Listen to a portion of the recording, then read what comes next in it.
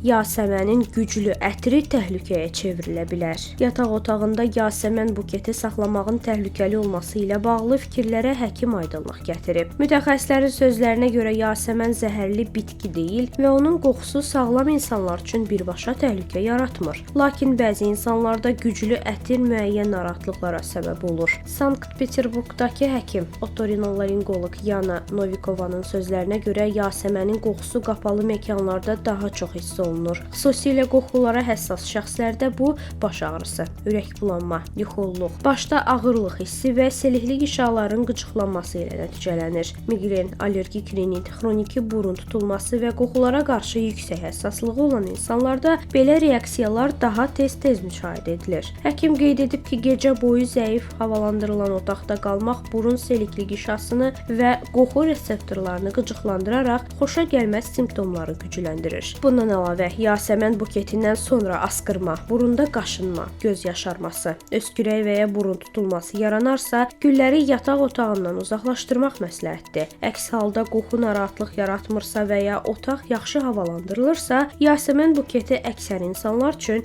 təhlükə hesab olunmur.